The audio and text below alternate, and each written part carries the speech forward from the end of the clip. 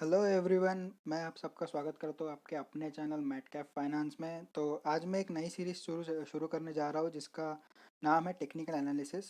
और इसमें मैं आपको सिखाने वाला हूँ कि चार्ट ट्रेडिंग कैसे करते हैं, चार्ट ट्रेडिंग से आप ट्रेंड कैसे पकड़ सकते हैं और उसके ज़रिए आप पैसा कैसे कमा सकते हैं। तो जनरली सारी चीज़ आके पैसे पे ही रुकने वाली है।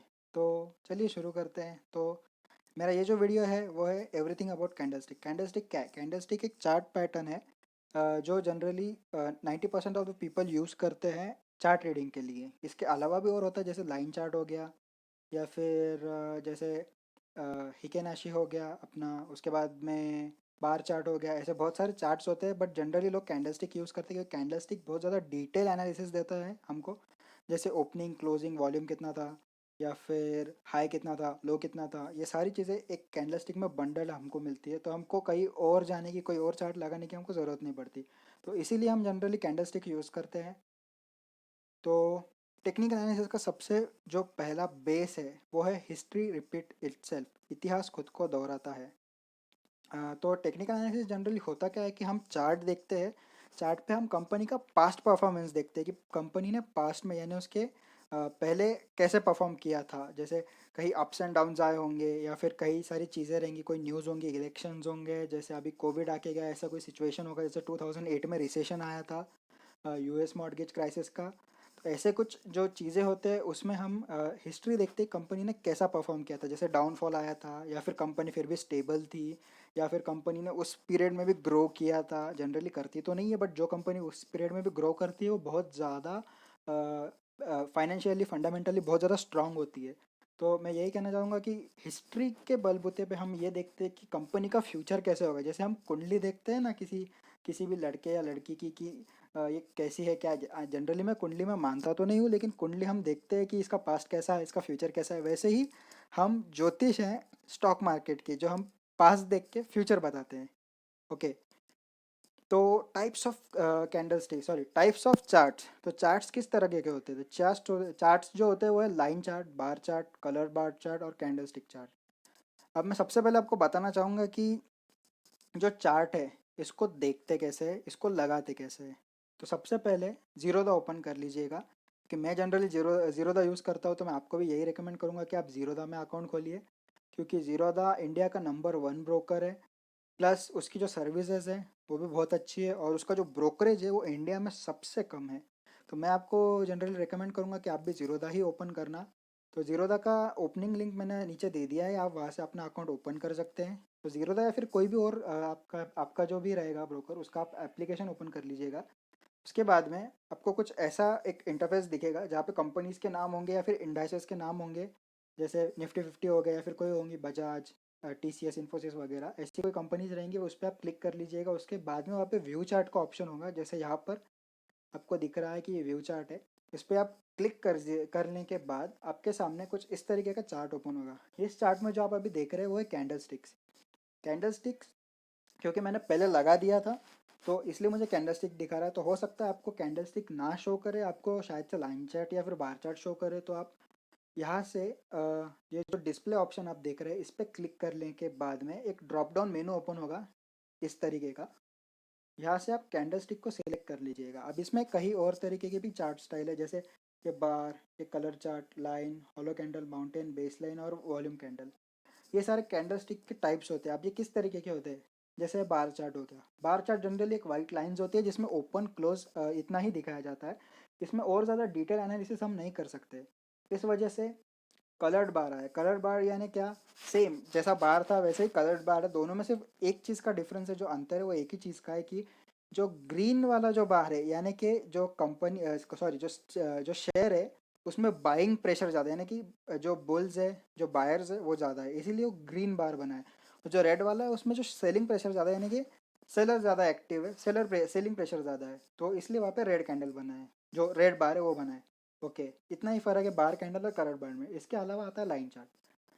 अब लाइन चार्ट होता क्या है? लाइन चार्ट यानी कि जनरली लोग यूज़ करते हैं ट्रेंड देखने के लिए या फिर ग्रोथ देखने के लिए। ओके, इससे ज़्यादा इसका ज़्यादा यूज़ नहीं करते, क्योंकि इसमें एक कमी है, एक फ्लॉ है। फ्लॉ यानी क्या है कि ये लाइन चार्ट जो है, इस इसकी जो वैल्यूज़ होती है वो जनरली क्लोजिंग वैल्यूज़ होती है। यानी कि कोई स्टॉक अगर 10 रुपये पे खुल के 100 रुपये पे जाता है तो वो 100 रुपये ही पकड़ेगा, आपको ओपनिंग टू क्लोजिंग ये आपको यहाँ पे नहीं मिलेगा कि बीच में क्या अप्स एंड डाउन्स हुए। ये डायरेक्टली क्लोजिंग वैल्यूज़ ही पकड़ता है। जैसे कि यहाँ पे जो आप ये देख रहे हैं, ये जो माउंटेन्स है ये क्लोजिंग वैल्यू से बने हैं, इसमें ओपनिंग वैल्यू इंक्लूडेड नहीं है।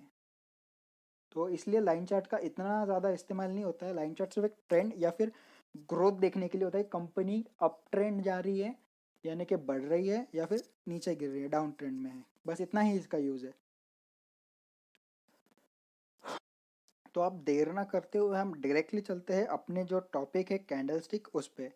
तो कैंडलस्टिक होता क्या है, तो मैं एक बार ब्रश सेट कर लेता हूँ मेरा, कि जो कैंडलस्टिक होता है ये इसका जो ओपन प्राइस है इसको हम 100 रुपीज़ पकड़ते हैं, क्लोजिंग प्राइस 150 पकड़ते हैं, high 170 and low 80 rupees. Okay, ये 80 दिख तो नहीं रहा है वैसे, सॉरी मेरी हैंड राइटिंग थोड़ी ख़राब है और वैसे भी स्क्रीन पे लिखना थोड़ा मुश्किल होता है। तो 80 रुपीज़ है जो इसकी लो प्राइस है। तो जनरली कैंडल जो है ये यहाँ से खुला, ओके, हाई बायर्स ने इसको ऊपर लेके गए, जैसे 100 पे खुला आज का मार्केट, बायर्स इसको बाइंग प्रेशर से हाई पे लेके गए 170 तक। वहाँ पे हुआ क्या, सेलर्स एक्टिव हो गए, सेलर्स का प्रेशर ज़्यादा हो गया, बायर्स का प्रेशर कम हो गया। समझ लीजिए 100 है सेलर्स और बायर्स 50-50 है। तो होता क्या है कि जो सेलर्स है वो 80 यानी कि सेलर्स सॉरी जो बायर्स है वो ज़्यादा आके प्राइस को ऊपर ले जाते हैं ओवर बाइंग करके, जैसे बाय करते गए बाय करते गए बाय करते गए। तो हुआ क्या कि शेयर्स का जो प्राइस था वो बढ़ गया। अब हुआ क्या, एक टाइम के बाद शेयर का प्राइस उसके पीक पे पहुंच गया कि इससे ऊपर ये बढ़ नहीं सकता, या फिर यहाँ पे सेलर्स ज़्यादा घुस गए। जैसे जो बायर्स तो 50 होंगे तो सेलर्स 80 90 100 तक आ गए, तो सेलर्स यहाँ पे ज़्यादा हो गए एज़ कम्पेयर टू बायर्स। तो यहाँ पे हुआ क्या कि सेलर्स ने प्राइस को नीचे लेके आए। अब कहाँ तक लेके आए, 80 रुपीज़ तक, ठीक है। अब इसके बाद हुआ क्या, एक टाइम के बाद सेलर्स का जो प्रेशर था वो ख़त्म हो गया या फिर समझ लीजिए कम हो गया। उसके बाद फिर से बायर्स हो गए एक्टिव, तो यहाँ से बायर्स ने 80 रुपीज़ से फिर से उसको 170 पे लेके गए और 170 पे सेटल हो गए यानी कि क्लोज हो गए। 150 पे जो बायर्स थे वो सेटल हो गए, यानी कि कैंडल जो था वो खुला 100 पे, 170 गया, 170 से सेलर्स ने उसको नीचे ढकेला, 80 पे आया, 80 से फिर से बायर ने उसको पुश किया और ये 150 पे आके क्लोज हो गया। ये होती है एक ग्रीन कैंडल की कहानी। अब सुनते हैं रेड कैंडल की कहानी मेरी जुबानी। तो भाई अब रेड कैंडल जो होता है वो ग्रीन कैंडल के एग्जैक्टली अपोजिट होता है, ठीक है। इसमें ज़्यादा कोई डिफरेंस तो नहीं होता बट डिफरेंस पूरा उल्टा होता है। जैसे कि हम पकड़ लेते हैं कि ये जो ओपनिंग प्राइस है ये अब हो गई है 150, ओके, डाउन ट्रेंड है, तभी ये ऐसा बनता है। जनरली डाउन ट्रेंड नहीं, लेकिन जब प्राइस गिरती है किसी भी चीज़ की तब रेड कैंडल बनता है जहाँ पे सेलिंग प्रेशर ज़्यादा होता है, ओके। तो ओपनिंग प्राइस थी 150, तो इसकी क्लोजिंग जो रहेगी ना वो उससे कम रहेगी। ग्रीन में 100 से 150 हुई थी, जो 100 कम थी बढ़ के 150 हुई, लेकिन रेड में 150 थी वहाँ से कम होके 100 में आएगी, ठीक है, कम होगी वैल्यू ओपनिंग से। और ग्रीन में ओपनिंग से बढ़ेगी, रेड में ओपनिंग से कम होगी। तो यहाँ पे रेड में क्लोज हो जाएगी 100 पे, ठीक है। अब जो इसका लोएस्ट था वो जो हमने पहले लिया था वैसे ही आएगा 80। तो फिर से 80 जैसा नहीं लग रहा है, लगता है मुझे स्टाइलस खरीदना ही पड़ेगा। और जो इसका जो हाई था वो बना 170 का। सेम कहानी फिर से रिपीट हो रही है यहाँ पे, ज़्यादा कुछ इतना डिफरेंस तो रहता नहीं है। कि हुआ क्या यहाँ पे, फिर से प्राइस जो था वो 150 पे ओपन हुआ और 150 से सेलिंग प्रेशर ज़्यादा होने के कारण प्राइस आया 80 तक, ठीक है। ये जो 80 है 80 तक आ गया। 80 से 80 रुपीज़ से फिर से बायर्स एक्टिव हो गए, बाइंग प्रेशर बढ़ गया क्योंकि सेलिंग का प्रेशर जो था वो ख़त्म हो गया। तो यहाँ से बाइंग का प्रेशर बढ़ा और बायर्स ने इसको फिर से लेके गए 170 तक, ओके। 170 आने के बाद फिर से बायर का प्रेशर ख़त्म हो गया और सेलर्स फिर से एक्टिव हो गए, तो यहाँ पे सेलिंग प्रेशर फिर से बढ़ गया और ये 100 पे आके सेटल हो गया, ठीक है। सेटल हो गया यानी यहाँ पे मार्केट या तो मार्केट क्लोज हो गया होगा या तो टाइम फ्रेम खत्म हो गया होगा या फिर दोनों एक जगह पे आके न्यूट्रल हो गया होगा, ठीक है। तो जनरली यही चीज़ें होती हैं, इसके अलावा सेटल नहीं होता है, ये चलता ही रहेगा। अब इसमें टाइम फ्रेम्स आते हैं अलग अलग तरीके के, 5 मिनट, 10 मिनट, 15 मिनट, 20 मिनट, उसको मैं आपको आगे बताता हूँ। तो ये होता है टाइम फ्रेम्स।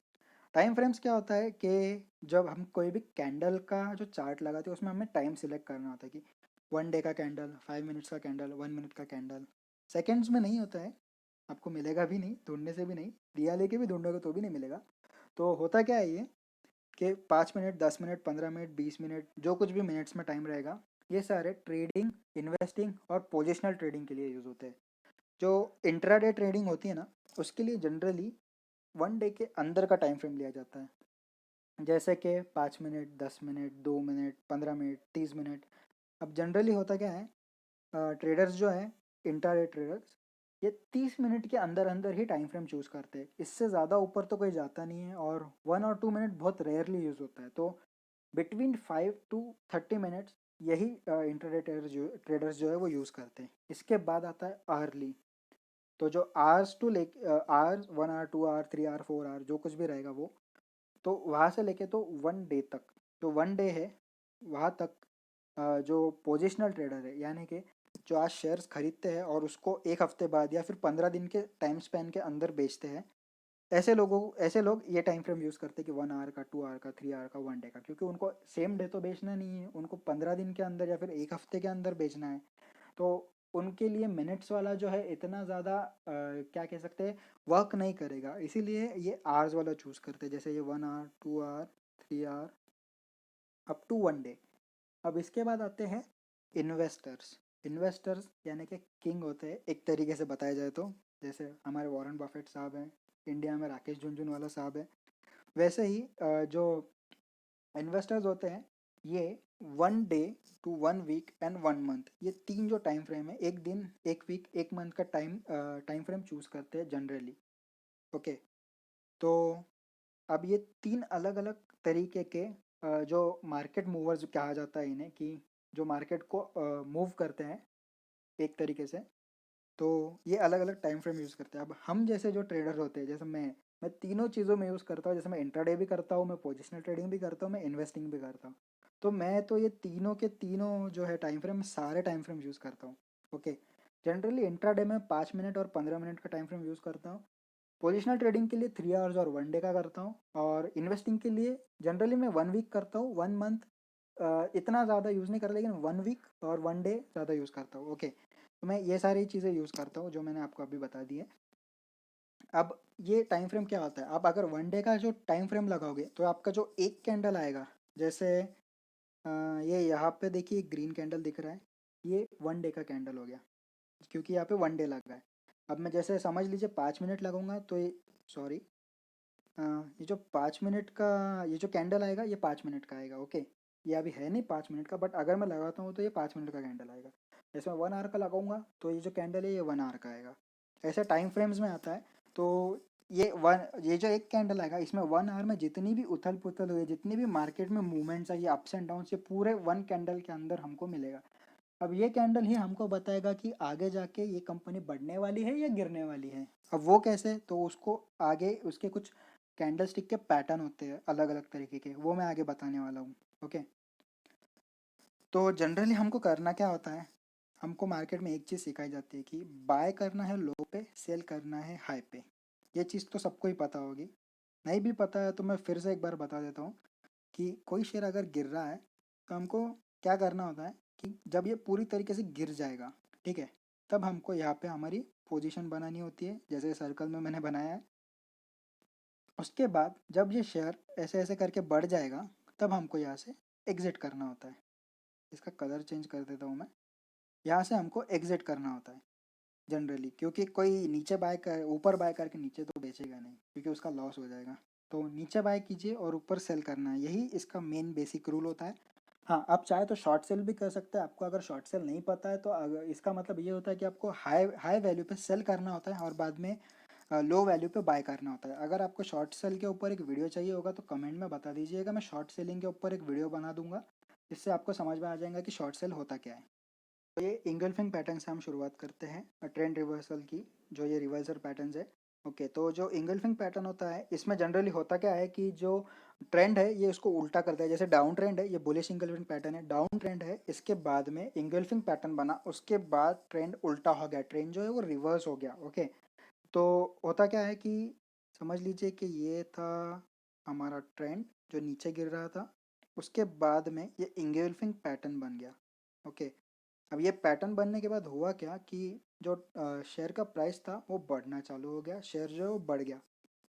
तो एंगल्फिंग पैटर्न ये कैसे करता है, एंगल्फिंग पैटर्न होता क्या है? ओके, तो एंगल्फिंग पैटर्न ये होता है, एंगल्फिंग का मतलब होता है खा जाना सामने वाले को, जैसे कि हावी हो जाना सामने वाले पे। तो यहाँ पे जो रेड कैंडल आपको दिख रहा है, ये ग्रीन कैंडल उससे बड़ा है और ये उसको आराम से खा रहा है या फिर आराम से उसको जो है हावी हो रहा है उस पर। तो यानी कि यहाँ पे बियर्स पे जो बुल्स है वो एक्टिव है, बुल्स ज़्यादा एग्रेसिव है, हावी हो रहे हैं बियर्स पे। तो बुल्स और बियर्स क्या होता है, बुल्स यानी बायर्स, बियर्स यानी सेलर्स। ओके, तो यही होता है एंगल्फिंग पैटर्न। तो अब इसको हम लाइव चार्ट पर देखते हैं कि एंगल्फिंग पैटर्न होता कैसे है। तो ये रिलायंस का 1 डे का चार्ट है और इसको 1 डे के टाइम फ्रेम में लगाया है मैंने। तो इसके तो यहाँ पे देख लीजिएगा, ये जो पैटर्न है, जो रेड वाला जो कैंडल है, ये है हमारा एंगल्फिंग पैटर्न। इसके बाजू में एक आपको ग्रीन जो कैंडल दिख रहा है, ये वाला, ये है हमारा मारूबोजो कैंडल। इसको मैं आपको आगे बताऊंगा, बट ये इंगल्फिंग पैटर्न है। जैसे रेड वाले को ग्रीन वाला कैंडल आराम से उस पर हावी हो रहा है, उसको खा रहा है। उसके बाद में हमारा जो थर्ड वाला कैंडल, ये हमारा कन्फर्मेशन कैंडल है। जो एक ग्रीन कैंडल बना है ना, ये हमारा ट्रेंड रिवर्सल का कन्फर्मेशन कैंडल है कि हाँ ये कन्फर्म हो गया है। और आपको एक ट्रिक बता दूं कि ये जो कैंडल है, ये जितना ऐसे बढ़ा रहेगा उतना हमारे लिए बहुत अच्छा है, उतना ज़्यादा ट्रेंड स्ट्रांग है। ओके, तो अब आते हैं कि इससे फ़र्क क्या पड़ा। जैसे ही यहाँ पे इंगुल्फिंग पैटर्न बना, रिलायंस का प्राइस था ऑलमोस्ट 1500। ओके, उसके बाद में इसका जो ट्रेंड था वो ट्रेंड बढ़ गया। ओके, अप्स एंड डाउन के साथ बढ़ा, इतना डायरेक्टली तो नहीं बढ़ा है। उसके बाद में जो जो प्राइस था वो ऑलमोस्ट 2200 के आसपास चला गया, यानी 1500 टू 2200, मतलब कि 700 रुपीज़ का प्रॉफिट मान के चलिए। और यहाँ पे ट्रेंड गिरना चालू हो गया था, बट फिर भी अगर आप बने रहते तो आप आगे यहाँ से निकलने के चांसेस है। लेकिन 2200 तक का आपको यहाँ पे प्रॉफिट होता है, यानी कि 700 रुपीज़। 700 रुपीज़ कम नहीं है। और ये almost one one and half half 1.5 month में आपको ये मिल रहा है। तो 1.5 मंथ में ऑलमोस्ट कितना परसेंट हो गया है, ऑलमोस्ट 50%, नॉट 50, हाँ, ऑलमोस्ट 50% होता है। आपको 1.5 मंथ में 50% का रिटर्न मिल रहा है। 50% कम नहीं होता है, क्योंकि हम बैंक में एफडी करते हैं तो हमको सिर्फ 5, 6, 7% मिलता है, वो भी साल का। को 1.5 मंथ में 50% का रिटर्न छोटी चीज़ नहीं है यार। इंगल्फिंग पैटर्न बड़ा ही स्ट्रॉन्ग पैटर्न है। इसके बाद आता है हैमर। अब ये हैमर क्या भला है? हैमर जनरली जो हमारा हथौड़ा होता है ना, ये सेम वैसे ही दिखता है, बट दोनों चीज़ों में फ़र्क ये है कि उससे हमें कुछ नहीं मिलता, उल्टा चोट लग जाती है, इससे हमें पैसे मिलते हैं। अब वो कैसे मिलते हैं ये आप देख लीजिएगा। जनरली हैमर यहाँ पे ओपन क्लोज आपको दिया गया है। ओके, अब होता क्या है, जैसे ही ये ओपन होता है, बायर्स इसको परचेस करना चालू करते हैं, सेलर्स यहाँ पे हाई पे उसको सेल करना चालू करते हैं, तो ये नीचे आ जाता है। ओके, ये लो बना लेता है। बट होता क्या है कि यहाँ पे बायर्स इतने ज़्यादा एग्रेसिव है कि सेलर्स की यहाँ पे एक नहीं चलने देते। तो होता क्या है कि सेलर्स यहाँ पे हार जाते हैं या फिर उनको बायर्स हरा देते हैं। तो ये फिर से ऊपर जाता है शेयर्स का प्राइस, और यहाँ पे आके सेटल हो जाता है क्लोजिंग प्राइस पे, यहाँ पे आके क्लोज हो जाता है। तो मतलब यहाँ पे बायर्स बहुत ज़्यादा है। और हैमर जो है वो one of the best pattern है, जो कि ट्रेंड रिवर्सल के जो चांसेस है वो बहुत ज़्यादा आपको हैमर में दिखते हैं।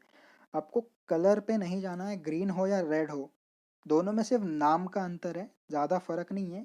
बस ये रेड है, सॉरी ये ग्रीन है, ये रेड है, इसको हम हैमर कहते हैं, इसको हम हैंगिंग मैन कहते हैं, बस इतना ही फ़र्क है। दोनों सेम काम करते हैं। अब इसमें आपको जानना क्या है, समझ लीजिए ट्रेंड नीचे है। ओके, मतलब कि डाउन ट्रेंड है। ओके, डाउन ट्रेंड के बाद में यहाँ पे ऐसा एक हैमर बना। हैमर एग्जैक्ट हैमर बने ऐसा ज़रूरी नहीं है, हैमर के ऊपर एक छोटी सी फिन एक्सेप्टेबल होती है। इसके बाद में डाउन ट्रेंड के बाद हैमर बना, अप ट्रेंड शुरू हो जाता है। ऐसा हर बार ज़रूरी नहीं है, मार्केट न्यूज़ भी इसमें बहुत सारे करती है। और इसके अलावा मैंने और एक चीज़ बताई कि आपको इसके साथ में कोई ना कोई इंडिकेटर यूज़ करना है। ओके, तो ये ट्रेंड यहाँ से रिवर्स होता है। ओके, और समझ लीजिए कि अप ट्रेंड है, यहाँ पे हैमर बना, यहाँ से ट्रेंड उल्टा होना शुरू हो जाता है। ओके, आपको कलर पे नहीं जाना है, ट्रेंड कौन सा भी हो ये उसको उल्टा कर देता है। जैसे कि अगर डाउन ट्रेंड है, हैमर बनेगा, ट्रेंड अप ट्रेंड हो जाएगा। अप ट्रेंड है, हैमर बनेगा, डाउन ट्रेंड हो जाएगा। बस इतना ही होता है। ओके, और एग्जैक्ट हैमर ढूंढने मत जाना। हैमर जो है वो छोटा मोटा विक चल जाता है। विक यानी कि उसके ऊपर जो होता है, हम जनरली जो मोमबत्ती होती है, हम उसकी जो बाती बाती होती है, अ, वैसे ही ये जो नीचे वाली चीज़ है इसको विक कहते हैं। जो इसकी पूंछ जैसे दिख रही है आपको, जो हैंडल दिख रहा है हैमर का, जैसे आप समझ सकते हो, इसको कहते हैं विक कहते हैं। और ये जो ग्रीन और ये जो रेड दिख रहा है ना, इसको कहते हैं बॉडी। ओके, तो एग्जैक्ट हैमर दिखे तो वेल एंड गुड, अगर नहीं दिखता है तो छोटी मोटी विक एक्सेप्टेबल होती है। और एक चीज़ हैमर को पहचानने के लिए कि हैमर की जो ये जो बॉडी है ना, ये बॉडी की जो ये विक है, ये बॉडी से 2 गुना बड़ी होती है। यानी कि उसकी जो पूंछ है हैमर की, वो उसके बॉडी से 2 गुना तक बड़ी होनी चाहिए। उससे छोटी है तो उसको हैमर नहीं कहेंगे। हाँ, उससे जितनी भी बड़ी हो उसको हैमर ही कहेंगे। ओके, तो यहाँ पे हम हैमर पैटर्न, ये जो आपको देख रहे हैं अभी hammer pattern, sorry not red वाला, ये मोबाइल पे करना बड़ा ही मुश्किल होता है यार। ये जो आप ग्रीन वाला हैमर देख रहे हैं, आप थोड़ा बहुत एडजस्ट कर लीजिएगा प्लीज़। ये जो आप हैमर देख रहे हैं, इसके बाद देखिए जैसे कि यहाँ पे जो था ये डाउन ट्रेंड था। ओके, यहाँ पे बना ये हैमर, इसके बाद में ट्रेंड अप हो गया। ये आरबीएल का डेली चार्ट है। अब देखते हैं इसमें प्राइस मूवमेंट में कितना फ़र्क पड़ा। ओके, तो ये यहाँ पे बना अपना हैमर। हैमर ऑलमोस्ट बना है 480 रुपीज़ के आसपास, 470 480 होगा, उससे ज़्यादा नहीं होगा। और विद इन 8 डेज इसका जो प्राइस है वो 750 अबव चला गया। तो 750 के अबव अपन 770 780 पकड़ लीजिए। तो 480 टू 780, 300 रुपीज़ का प्रॉफिट 8 to 10 डेज के अंदर में। मतलब कि almost 70 to 80% profit with in 8 to 10 days. 70 to 80% 10 दिन के अंदर। इतना स्ट्रॉन्ग पैटर्न है, देख लीजिए। इसके बाद में आता है डोजी। डोजी एक ऐसा पैटर्न है ना जिसका बारे में हम कुछ भी नहीं बता सकते। अब ऐसा क्यों? क्योंकि जो डोजी है, ये जनरली इसको जो है बायर्स और सेलर्स यहाँ पे आके न्यूट्रल हो जाते हैं, इसलिए इसको इनडिसीजन पैटर्न बोलते हैं। क्योंकि इसमें हम कोई डिसीजन नहीं ले सकते। अभी जैसे ये एक प्लस का साइन बना है, हम क्या डिसीजन लेंगे? यहाँ पे बायर ज़्यादा है सेलर ज़्यादा है, कुछ दिख ही नहीं रहा। और एक चीज़ बता दूँ कि डोजी कभी कभी एग्जैक्ट नहीं भी होता है। जैसे आपको ये लाइन दिखेगा, यहाँ पे छोटी सी बाइंग दिखेगी, 1 या 2 रुपए का मूवमेंट भी चलता है। इससे भी छोटा हो सकता है, इससे ज़्यादा बड़ा तो नहीं रहेगा, लेकिन हाँ इतना डोजी तक एक्सेप्टेबल होता है। ओके, इसको हैमर मत बोल देना, सॉरी मेरी ड्राइंग थोड़ी सी ख़राब है। हाँ, 3 बार डोजी बनाने के बाद कुछ तो सही बना। ओके, तो ये डोजी होता है। ओके, थोड़ा बहुत इसमें वॉल्यूम एक्सेप्टेबल होता है। ये प्लस का साइन जो थोड़ा सा जैसे ऐसा भी हो गया तो भी चलता है। ओके, तो ये डोजी होता है। इसमें हम इन डिसीजन, क्योंकि हम कोई डिसीजन नहीं ले सकते ना, हम बता सकते हैं कि आप पे बायर ज़्यादा है या फिर सेलर ज़्यादा है। ओके, तो बस इतना ही। अब डोजी जनरली एक कन्फर्मेशन के साथ आता है। वो कन्फर्मेशन क्या है मैं आपको बताता हूँ कि जनरली होता क्या है। यहाँ पे देखिए एक डोजी बन रहा है, राइट? ये वाला थोड़ा मैंने डोजी के ऊपर ही ले लिया, देखेंगे कहाँ से आप। हम्म सॉरी यार, मोबाइल पे करना पड़ता है। तो यहाँ पे एक डोजी बना, डोजी के एग्जैक्ट ये जो बाजू वाला पैटर्न है, ये एक तरीके से हैमर जैसा दिख रहा है, बट ये हैमर नहीं है, बट ये ग्रीन कैंडल है। ओके, जैसे ही डोजी आया यहाँ पे देखिए, डाउन ट्रेंड था। इतना ज़्यादा भी मतलब एक्सट्रीम डाउन ट्रेंड नहीं था, लेकिन डाउन ट्रेंड तो था यहाँ पे। उसके बाद में डोजी बना, डोजी के बाद एक ग्रीन सिग्नल आया, ग्रीन कैंडल आई। उसके बाद में जो ट्रेंड है वो देखिए कितना फटाक से बढ़ा है, कितना ज़्यादा बढ़ा है। ओके, तो अब देखते हैं प्राइस में कितना डिफरेंस आया है इसके। ये हमारा डोजी, ये कंफर्मेशन पैटर्न। 180 190 के बीच में, तो हम इसको 182 पकड़ लेते हैं, 182 180 पकड़ लो। और ये जाता है ऑलमोस्ट 283 के रेंज में, 283, 180 टू 283 कितना होता है? ऑलमोस्ट डबल या फिर उससे भी ज़्यादा, नॉट डबल बट ऑलमोस्ट 50% हो जाता है इसका। तो 50% कितने दिन में हो रहा है? 15 डेज, 15-20 डेज के अंदर 50% तक का प्रॉफिट कम नहीं है। मैंने आपको जितने भी चार्ट दिखाए, एक में भी 15 या 10% का प्रॉफिट नहीं है, सारे में अबव 50 ही है। आगे भी दिखाऊंगा, देख लीजिए कितना मिलता है आपको इसमें।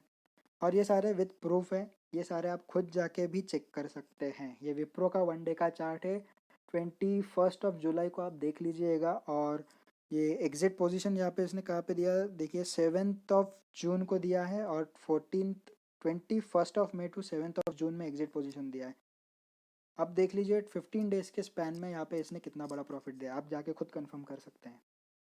ओके, तो नेक्स्ट आता है मॉर्निंग स्टार, ये भी एक बुलिश पैटर्न है। ओके, अब मॉर्निंग स्टार होता क्या है? मॉर्निंग स्टार जनरली एक डाउन ट्रेंड के बाद बनता है। उसमें होता क्या है कि डे 1 पे जब ख़त्म हो जाएगा तो एक रेड कैंडल बनेगा। ओके, इसको मैं रेड कलर कर देता हूँ। उसके बाद में कोई भी एक रिवर्सल पैटर्न बनेगा, या फिर अपोजिट, जैसे रेड कैंडल बना है तो यहाँ पे ग्रीन कैंडल भी बन सकता है। ओके, या फिर जनरली यहाँ पे हैमर बनता है या फिर डोजी ही बनता है, बट इसके अलावा एक ग्रीन कैंडल भी बन सकता है जो छोटा सा ही रहेगा। जो एक ट्रेंड चेंज हो रहा है कि जैसे डाउन ट्रेंड था तो अब अप ट्रेंड आने वाला है, ये यही डिनोट करता है। इसके बाद में जो थर्ड डे का कैंडल है, इस पे ज़्यादा फोकस करना है। ये एक ट्रायोलॉजी है कि इसमें तीनों कैंडल्स की जगह होना बहुत ज़्यादा इंपॉर्टेंट है, तीनों कैंडल साथ में होना बहुत ज़्यादा इंपॉर्टेंट है। तो ये जो है, ये एक माराबोजो कैंडल है। माराबोजो क्या है ये मैं 2 बार बोल चुका हूँ, माराबोजो माराबोजो। आप भी सोच रहे होंगे माराबोजो है क्या? माराबोजो मैं आपको लास्ट में मैंने डाला है, तो मैं आपको वही वहीं पे बता सकता हूँ, बीच में तो आपको एक्सप्लेन नहीं कर पाऊंगा ये चीज़। तो जितना बड़ा ये थर्ड डे का कैंडल रहेगा, ये ग्रीन कलर में होना बहुत ज़्यादा ज़रूरी है। अगर ये डाउन ट्रेंड है, उसके बाद में ग्रीन कैंडल बनता है, जैसे यहाँ पे एक डोजी बना है, उसके बाद में ग्रीन माराबोजो बना है। अगर ये रेड होता तो हम इसको अप ट्रेंड में नहीं मानते थे, ये एक मॉर्निंग स्टार का कैंडल नहीं होता था। ओके, तो ये एक माराबोजो कैंडल बना है। अब ये जितना बड़ा होता था उतना ज़्यादा अप ट्रेंड का, स्ट्रॉन्ग अप ट्रेंड ये शो करता था। जैसे ये समझ लीजिए कि ये कैंडल इतना बड़ा होता था तो समझ लीजिए बहुत ही ज़्यादा बड़ा अप ट्रेंड का यहाँ पे मूव आने वाला है। ओके, जितना बड़ा कैंडल उतनी ज़्यादा श्योरिटी, यहाँ से ट्रेंड चेंज होगा। तो हमको ये तीनों कैंडल देखना है। ओके, पहले ट्रेंड गिरेगा, डोजी, हैमर या फिर कोई भी एक ऐसा पैटर्न बनेगा, या फिर कोई भी एक ऐसा कैंडल बनेगा जो कि अपोजिट कलर का होना चाहिए, यानी कि रेड है तो ग्रीन होना चाहिए। ओके, उसके बाद में एक कंफर्मेशन कैंडल, जो उसके बाद में हमारा मॉर्निंग स्टार कंप्लीट होता है। उसके बाद में जितना बड़ा थर्ड कैंडल होगा उतना ही ज़्यादा स्ट्रॉन्ग अप ट्रेंड होगा, और उसके बाद में ट्रेंड चेंज होगा। ओके,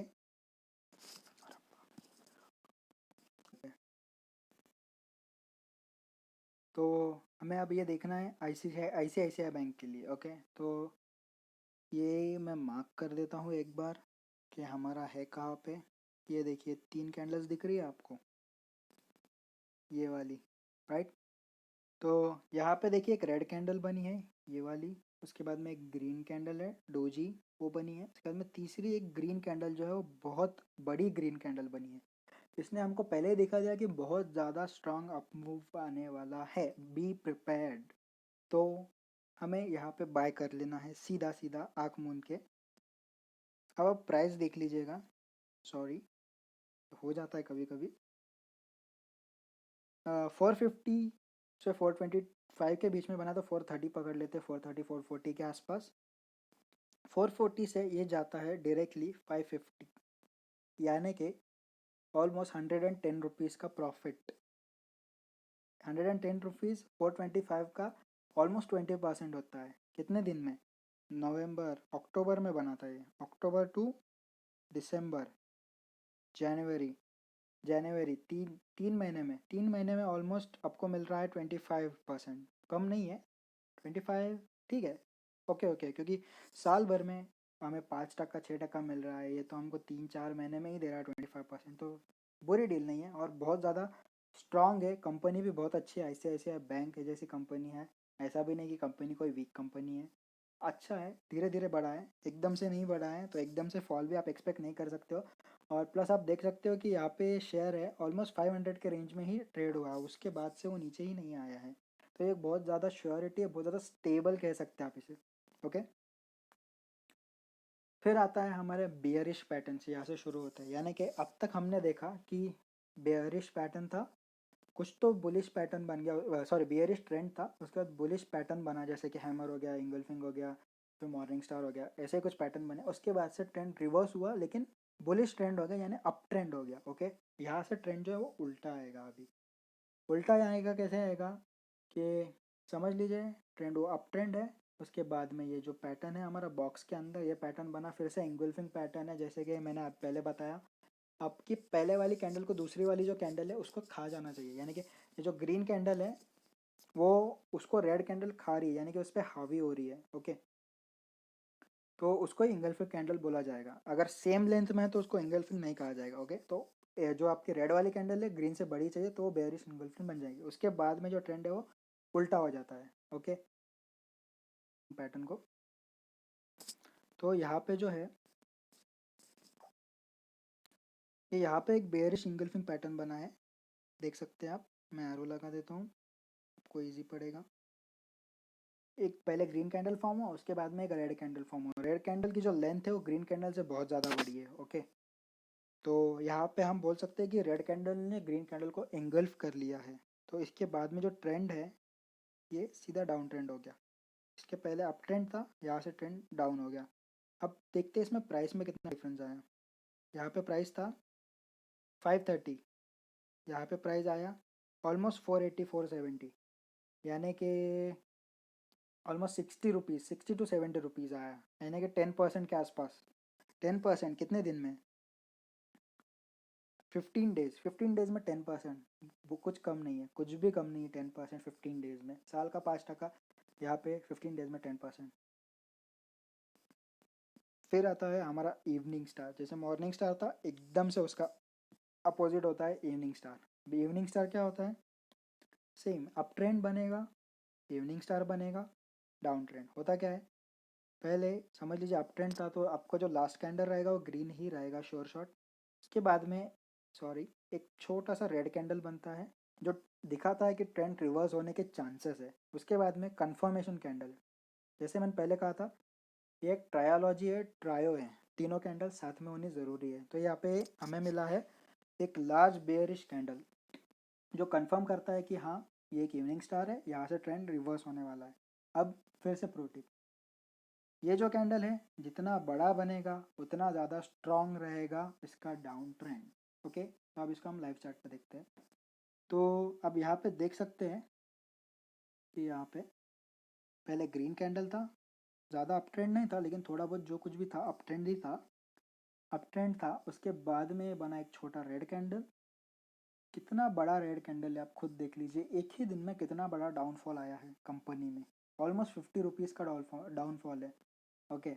तो अब इसमें देख लेते हैं प्राइस में क्या चेंजेस हुए हैं। यहाँ पे इसका प्राइस था ऑलमोस्ट 625, 620 625 रहेगा, ज़्यादा नहीं होगा। और यहाँ पे 525, फिर से 100 रुपीज़। 100 रुपीज़ कम नहीं होते। 500 का 100 निकालोगे तो 20% होता है, और ये कितने दिन में? 8 से 9 दिन में हुआ होगा बस। हार्डली 8 से 9 दिन में आपको 20% मिल रहा है। 20%, 9 10 दिन भी पकड़ोगे तो भी कम नहीं है। ओके। 10 दिन में 20%, बिल्कुल कम नहीं है। फिर लास्ट में जो मैं इतनी देर से बोल रहा हूँ मारा बोजू, लास्ट में मारा बोजू क्या है? ओके। तो मारा बोजू जनरली होता क्या, ये एकदम बुलिश और एकदम बेयरिश ट्रेंड दिखाता है। ओके।